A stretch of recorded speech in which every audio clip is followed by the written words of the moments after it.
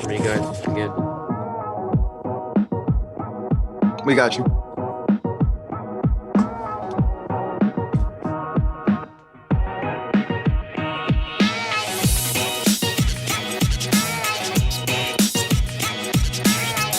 Christina, you tell me when you're ready. Once second call, let me know when you guys are good. You sent that link, you're good. Darren, you're good. Good. Okay, let's try this again. We will go live in 5, 4, 3, 2, 1. All right, we're back again. Sorry about that, folks. We had some audio issues, but we are still ready to talk betting for the second day of March Madness 2021. Yay, we made it back. And just like March Madness, we're going strong. I got Stuckey. I got Colin Wilson. I got Darren Ravel. We are all in the March Madness bracket for DraftKings, trying to win $1 million. Follow along all throughout the tournament. Everything we're talking about. We got best bets in the entire show, 15 minutes. All the information you need to get smarter for the day. None of the nonsense, none of the padding, everything we're talking about. All the picks, all the analysis, all the data, all the research available for free in the award-winning Action Network app. Darren Ravel, we're going to start with you on our news desk because you did have a very, very big day yesterday, as did I.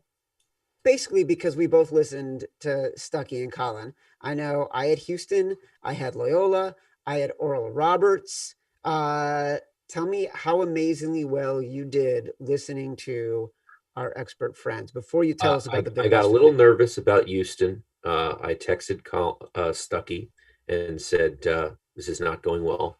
And he told me to chill out, and I chilled out, and they covered 20. So covered 20. They practically covered 40. I know. Well, I just didn't like the first half, but I yesterday was my best day of ever betting basketball, and I am concerned today. So I'm very interested in listening to the show because I'm not going to come out and bet my face off because I feel less confident. So that's what I'm saying. Let me get you some of the things that are at least very interesting to us in terms of lopsided sides. Obviously, a lot of people are talking about this Virginia game with everything up in the air. People love Ohio. We have 80% of the bets at DraftKings right now are on Ohio +7, 91% of the money. And then the other one is UCSB, the Gauchos, also 7-point dogs against Creighton. And obviously people look for the last thing that was happening with a team. And obviously Creighton Georgetown was a complete disaster. So 77% of the money is on UCSB. So those are the two most lopsided sides at DraftKings this morning. All right, so listen, those are great examples of what this show is going to tell people and what Stuck and Colin are going to talk about, because all this money coming in on Ohio, all this money coming in on UCSB. Yesterday, the conversation was all the money coming in on Liberty against Oklahoma State.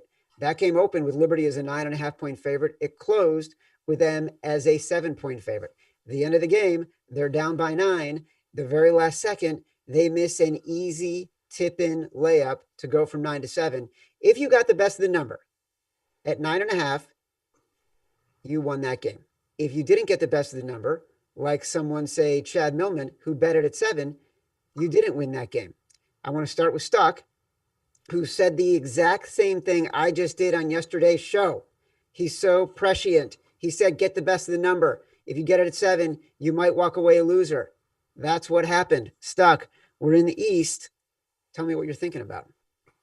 Yeah, I would say, it's just a lesson for any time you're betting, but especially in the tournament, lines are pretty efficient, and there's a lot of smart money out there that's going to drive them to an efficient level if they're not when they open. So getting the best of the number is obviously key.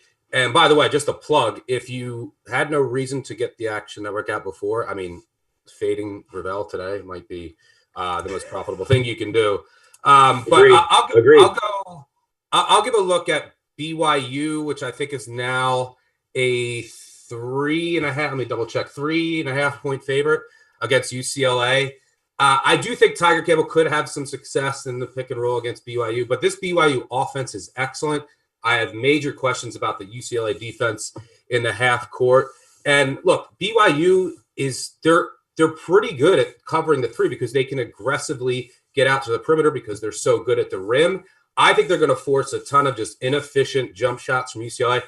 If you look at hoop math, I think UCLA is in the top 10 in the country in percentage of 2-point jumpers.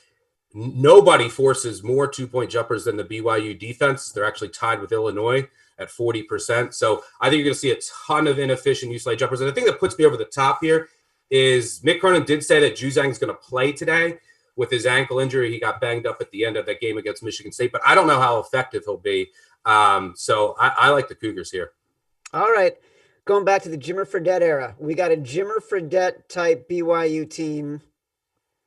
I'm going to be on BYU. I think I already put that bet into the Action Network app. Colin Wilson, what's your best bet, first best bet in the East region? Yeah, for me, I think if you guys have heard me talk on the podcast or any of my write-ups, is that the Alabama 3-point regression monster is coming, and they're a true 3-and-D team. But the 3-point percentage has just regressed in recent games against LSU, Tennessee, Georgia, Vanderbilt. They're shooting under their season mark, and now they're playing in Hinkle Fieldhouse, a place that they've never seen before. So it's going to be different eyesight lines, and they're going to get up against the Iona team that is an excellent group of perimeter defenders. The Gales are 17th in the nation in defensive effective field goal percentage, and they have a major discrepancy in this game in blocks. And I think when Alabama, they've been great at defense all year. So I like the first half under here because that defense plays anywhere for the Crimson Tide. They're 10th in perimeter defense. They're 21st in steals. Poor Iona is 327th in ball security. So Alabama is just going to pressure the hell out of them. I think it's going to limit Iona's scoring. At the same time, I think Alabama's still got that regression to the 3. I like the first half under here in Hinkle Fieldhouse. All right. Can I just say something here, Chad, out of turn? So how do you evaluate, Colin, like a first half under versus like a whole game? Like I understand You're saying in the early going, we had these first half unders that were hitting like crazy. But so how do you evaluate that? Because I always go, the most natural thing is going whole game. And right. And so you would think that should apply to the whole game. And the reason why I stayed off the whole game and focused on the first half is because Iona has a defensive free throw rate of 343rd. They're going to hack Alabama a lot with 10 minutes left in the game to try to get back into the game. And they're aggressive on defense. So there's just going to be a lot of fouls in the second half, a lot of clock stoppage, a lot of free throws. I'll just take my chances in the first half where there's going to be minimal amount of free throws. So I'll say 3 things. Number 1, if the Indiana Hoosiers let Nate Oates get out of the state without hiring him as their new head coach, they are crazy. Absolutely crazy. Number 2, how beautiful did it look yesterday when Virginia Tech and Florida were playing midday and the sun was streaming in through the windows at Hinkle Fieldhouse? And C, also known as number 3, Colin says the sightlines in Hinkle will be tough. I will remind you, in the classic basketball movie Hoosiers, it was Gene Hackman at Hinkle Fieldhouse who took out a measuring tape and went from the rim to the floor and said, it's 10 feet, same as the gym in Hickory. That's all I'm going to say about that. All right, let's go to your next best bets. We are going to head out west. Stuck. I know what you're going to say here. A little bit of foreshadowing from Darren earlier in the show. What do you got? Yeah, one thing I'll add on to that is, and it's somewhat built into the line, though, the first half, you see a lot of times the first game of the tournament, new gym too, but a lot of teams come out a little tight, nervous, so that can contribute to a first half under. And by the way, BYU great from the line, so if we need free throws late, that is good as well. I'm going with Ohio. I got them plus 10.5, so again, best number, I think it's at 7.5. I still like it small. I've talked about this game ad nauseum this week. Virginia hasn't been practicing, dealing with COVID issues. I don't think they're going to be missing any key players, but just a completely interrupted week after they had to pull out of the ACC tournament. And meanwhile, Ohio is peaking at the right time. They beat 3 higher seeds in the MAC tournament, and they didn't just beat them. They beat them down, won easily. They're led by Jason Preston, who's a pro-level guard. They have great shooters, including a stretch 4 that can, I think, shoot over this pack line. They have the guards to break it down. And there's a lot of teams out there that I think their numbers are depressed from this season because they had to deal with COVID issues, which Ohio did. So Ohio already put that behind them in the rear view, and now it's Virginia that's dealing with them. And their offense is awesome by any metric. Their defense was really questionable all year, but last week they actually, started postseason play. You actually saw more effort, and their metrics defensively are actually trending up. So I think Ohio is going to give Virginia a scare. You're also catching 7+ in a game that won't have a ton of possessions, as every Virginia game seems not to, because they play so slow. So give me the Bobs. I can't wait for this game. Been talking about it all week. So let me ask you a question. Why? We've been talking about this all week. You and I were on the new Favorites podcast, part of the Volume, the new podcast network with Colin Cowherd now. You talked about Ohio as a team you would like to see potentially getting the Sweet 16. Why aren't I just taking the Bobcats on the money line? I mean, if you want to sprinkle, you can. But, I just think I obviously when the line came out at 10.5, I thought it was way too high. And if I see value in 10.5, 7, there's obviously some value on the money line. So I don't hate if you want to sprinkle some on the money line here, but getting 7, I think, is super valuable here, in which should be a lower possession game for an Ohio game, especially. And then, 7 is kind of that number where if it gets to 6 or 7, you can stop fouling under 10 seconds. So, if you want to sprinkle on the money line, I think Ohio will have a good shot to win. Now, there will be, even though I think the possessions will be on the lower side, there will be a lot of 3-point variance in this game, which I think is another argument for the money line. Ohio's going to have to hit shots. Virginia is going to get some open looks. So if Virginia's lighting it up and Ohio's off, or Virginia could win this game by 10+. But I trust the Ohio shooting right now, and they're peaking. They have all the momentum, all the confidence, more so than Virginia, who's dealing with COVID issues that'll pull out of the ACC tournament. And the Virginia defense, it's good, really good. I think they're 33rd in adjusted defensive efficiency per KenPom. That's good, 33rd in the country. But for the past 7 years, they've been in the top. They finished in the top 7. So it's a defense that has some holes and can be exploited more so than Tony Bennett defenses we're used to seeing. All right, Colin, give me your take in the West. Yeah, well, I'm actually money lining Ohio, and I'm mixing it in with a couple of dogs today, like a money line round robin parlay, like I do in football season. And one of those teams is going to be UC Santa Barbara. It turns out the guard Ajari Sani, he's going to play. He was doubtful, had an injury in the Big West championship game against UC Irvine. He's a 6th man of the year, so that's great for the Gauchos shooting. And they're one of the most experienced teams in the nation. They're not going to be scared of Creighton. This is a team that's won 65 games over the last 3 years. The Gauchos have a senior point guard leading the way, and they're going to be able to handle the ball security against a Creighton team that's 236th in defensive turnovers. So the Blue Jays, when you think of them, they love to shoot threes. They're not really good at anything else. They're not good at getting to the free throw line. They're not good at shooting free throws. If the 3 ball is not going down, it's going to be a bad day. And we've mentioned before, what happened against that Georgetown game. I mean, that to put up that kind of score in a Big East tournament setting is embarrassing. And I think something else is going on off the court that may be affecting them. But, if they can't get those threes to go down, it's just going to be curtains for them in this. And the Gauchos have no problem seeing 3-point offenses. In the Big West, they had a rate of 15th in opponent 3-point attempts. So that's all Big West play is just, bomb threes all day. So they have no problem seeing Creighton. They are a very experienced team. They've won a lot of games as a group together. I think they pull off the upset here against the Blue Jays. All right. So to wrap up the first best bets from Colin and Stuck, and then we're going to go to Darren on the news desk. We like BYU -4. We like Alabama, Iona under in the first half. Ohio +7, UCSB +7. Maybe you can get it at +7.5. Darren, what's the latest from the market report? Well, yesterday I just pounded the unders, and that was just glorious. So right now I'm looking at 2 relatively high totals. They're actually, Grand Canyon, Iowa. Now we know, having watched a lot of Iowa games, they can definitely score. And Grand Canyon, I don't know much about Grand Canyon other than the old Dan Marley Grand Canyon, not the Bryce Drew Grand Canyon. So I might have to know more about that. But 144.5 is the total, and 91% of the bets are on the over there. And then yeah, that's the big one. And then there's I can't read my handwriting. 147.5 is the other total. I'm going to tell you what that is right now. It's on the screen, so I don't know if anyone sees the screen, but it is.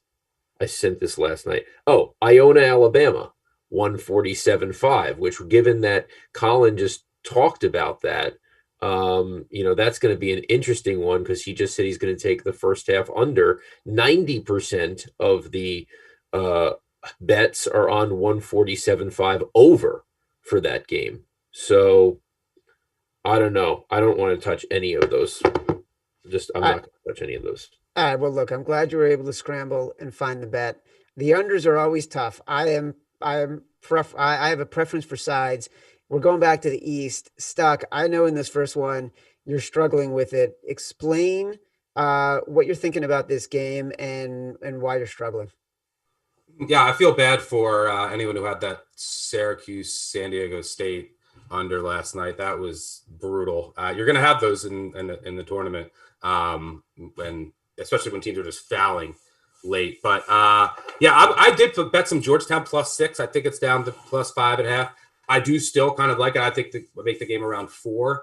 But I know some respected bettors that really like Colorado here, and I respect their opinion. But I'm going with my number, and I do think that Georgetown is just. And I didn't think it would be the case, but I think that they're still undervalued in the market. This is a team that dealt with COVID, dealt with injuries, and they're really peaking at the right time. It's the emergence of Belay and his development. They have a lot of size. They can shoot, which is really important against Colorado's defense. I think they'll be able to compete on the glass here. And they do have massive turnover issues. They don't really turn you over, and they turn it over a lot. But I think they're trending in the right direction with a freshman point guard in that sense. But one of the things that does give me pause, and not only are some people that I respect on Colorado here, but seeing the Pac-12, UCLA won, and then Oregon State just they shot well, and I thought it was a bit fluky. They won the Pac-12 tournament, but then they come out and just take it to Tennessee. I didn't think they would score with that much success. So in a season where we don't have a huge sample size of interconference games, and you're trying to figure out how good these certain teams are within the scope of just playing mainly in their own conference, maybe the Pac-12 is better than I thought. But I do think, just from a pure number perspective, that there's some value in Georgetown. So I hope the Hoyas can keep it going. Plus, Georgetown, look, they usually lose to double-digit seeds in the first round. So this is maybe the way for Georgetown to get in as one and make a run. So I did take some Hoyas in the early tip, but there is reason for caution. It's not a huge bet for me. So you got Georgetown, but you don't love Georgetown. And there is some market that is saying you should take the other side. Colin, I mean, your next bet, I'm so in love with. I want to ride it all the way to the Final Four. Yeah, that's so do I. And I need a couple Final Four teams to start winning some games. So, for me, it's going to be Florida State. I'm swallowing a ton of points here, which is very uncharacteristic of Colin Betts when it goes into the action app, is taking a lot of points with a favorite. But there's just so many mismatches in this game.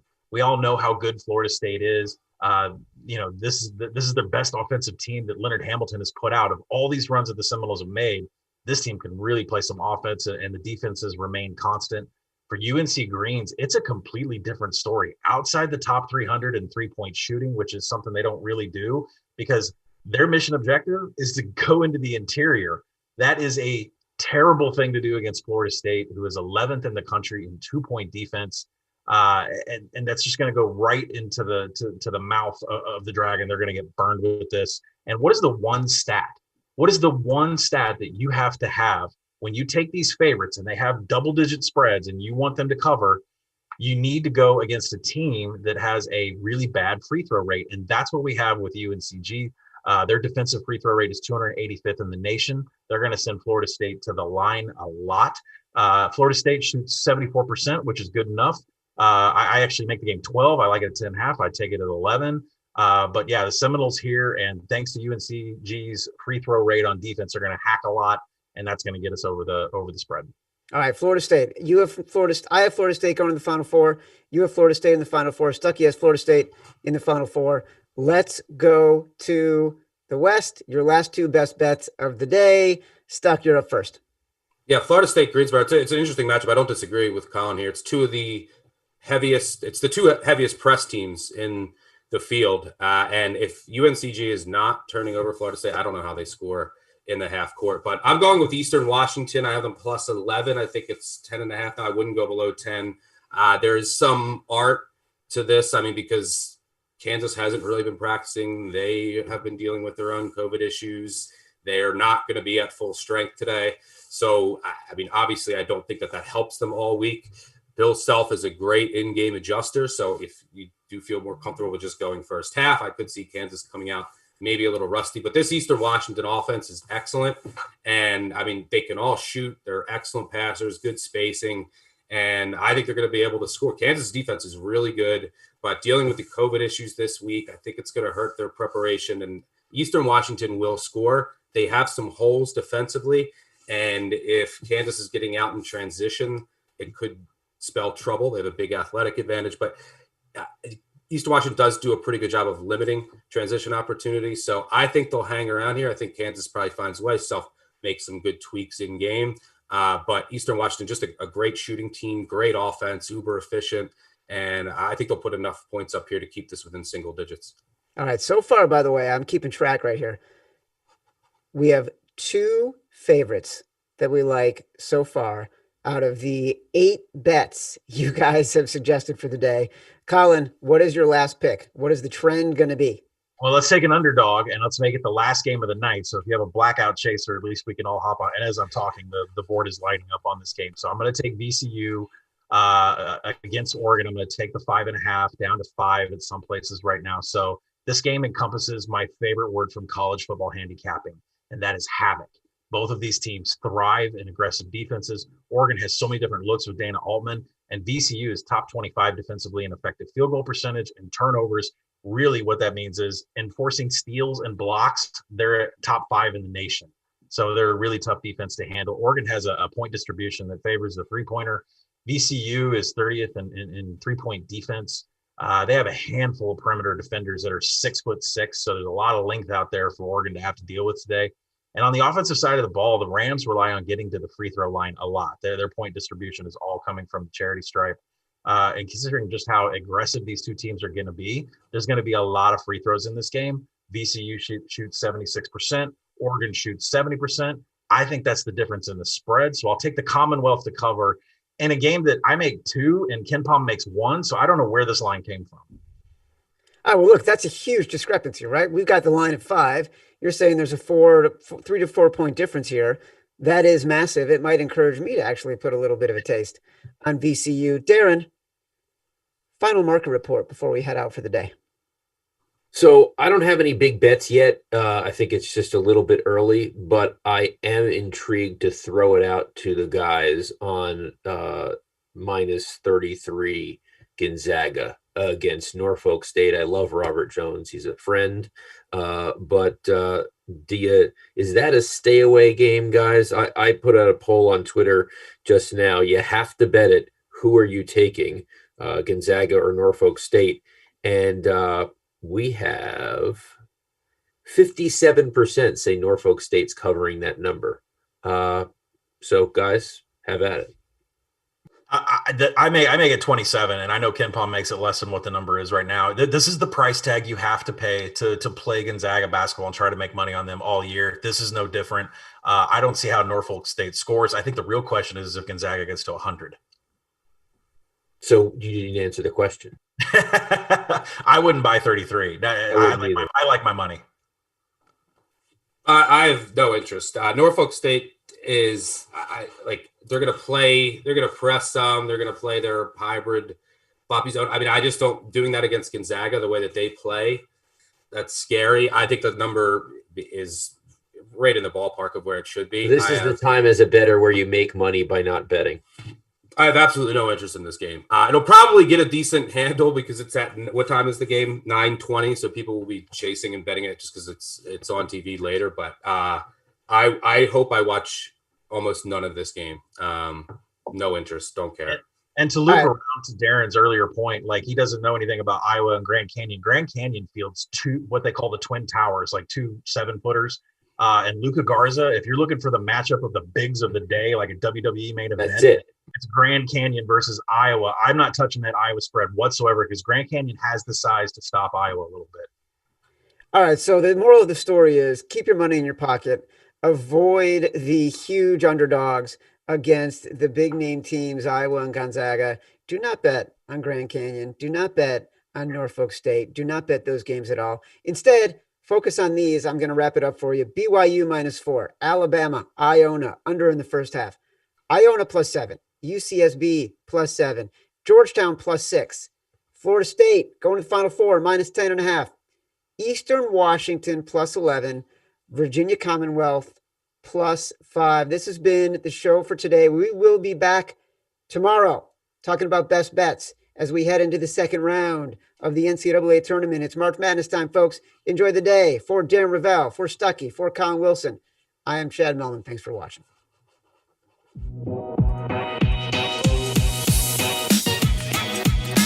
Yep. Honestly, yeah. All right. Nice work managing to do that, Christina. Appreciate it.